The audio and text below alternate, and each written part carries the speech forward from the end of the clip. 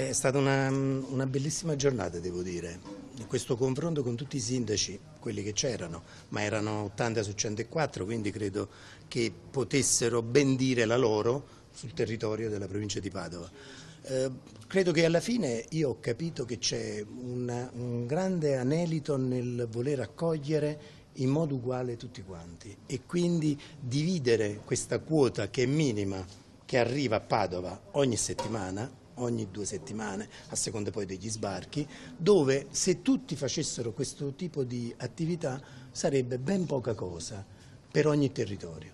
E siccome se ne sono accorti loro, non è che gliel'ho detto io, e dai loro interventi è emerso che loro sarebbero disposti a firmare e sottoscrivere anche un accordo tra di loro col prefetto dove vanno a vedere il tipo di divisione, di diffusione che possono volere, 1 su 1000, 1 su 500, stabiliscono loro, oppure per comune, per sapere il PIL del comune, per la presenza che già c'è sul territorio, insomma qualsiasi cosa che però faccia raggiungere un accordo in cui il prefetto non deve avere deve fare il punto di forza per trovare una struttura che laddove non la trova nella disponibilità o del privato o del comune deve andare su un bene demaniale come una caserma.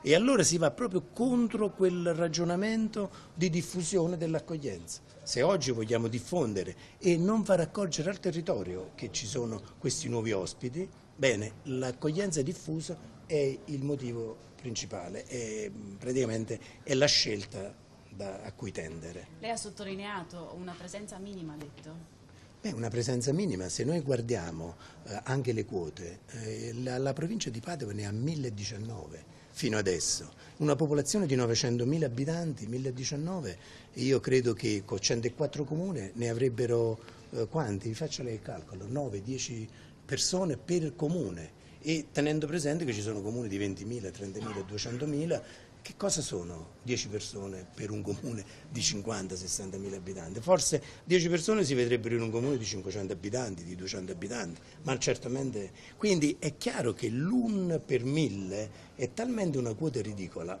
che non staremo manco qui a parlarne.